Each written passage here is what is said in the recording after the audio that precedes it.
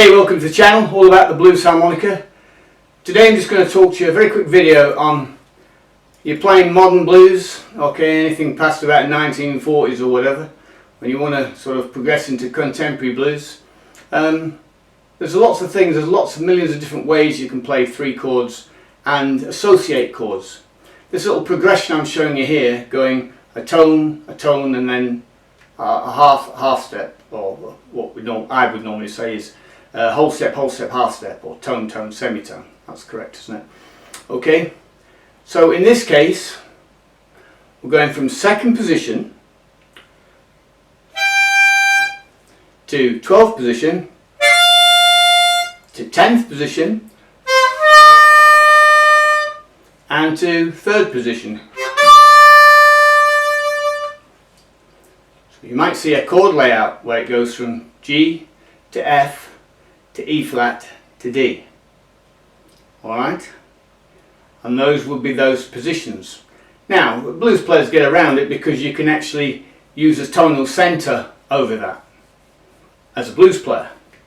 But as you become more sophisticated with your blues and move on to different levels, you need to play through those particular changes. They're pretty simple to do. The way I play blues is I like to play chords and I like to play single notes. I like to do both. We are limited to the chords that we can get on the blues harmonica. I mean, for example, on this one at the moment, this Hona Gold Melody, I have to play tongue blocking all the time because you can't play a straight chord. You can with the Marine Band series, yes of course, and those are the ones I predominantly use. These are fantastic as well, but equal temperament tunes you'll have to stick with the... You'll never be able to... the way you could do with a Marine Band or one that's composite or just tuning, yeah?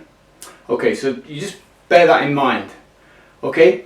But the idea behind this lesson is that if you were playing something like that and you saw the chord and it's going G, F, E flat, D. Okay, so it drops a tone, it drops a full step, drops a half step. Okay? In order to get the best out of the harmonica, my idea that I would show my students or people that come to me, right? I would suggest that you start in fourth position. Get the appropriate harmonica. So for example, use a C harmonica and your first chord would be A. Then it would run to G. Okay, then it would run to F, and finally it would drop down a half step and land in E. So in other words, you're going from fourth position to second position to 12th position and finally into fifth position. Demo.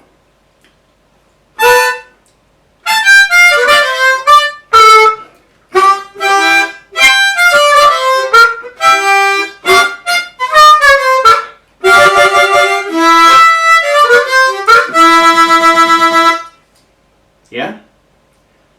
So those positions are easy for a guy that's been playing for about a year or so. And look, you've got a chordal movement that you can use in both. Because if, quite rightly, as you would normally do, see the G minor chord or the G major chord, whichever way they're going to put it together, that would be, you'd sort of see it as its parent thing, so you'd automatically play in second position. And of course, you know, people are most familiar with second, third, and then fourth, isn't it, and first. Yeah, so you do that. But my advice would be to play with that predominantly being in fourth, so that then you could utilize all those chords at your disposal. When you're playing in second position, running down a full step and half step, you've got 10th position in there. When you're playing in 10th position, you haven't got any form of there's nothing there. Think about where you can fit chords and where you can't. I mean, some people just play single notes, or some people scale around. That's the technique that I use to play my form of Chicago blues, soul, grooves and beyond. Okay? So there's the tip for today. Okay, you get me for lessons on Harpo the Healer Wicks. Also, you check out my podcast, there'll be a link below. And as always, I'll catch you on the rebound.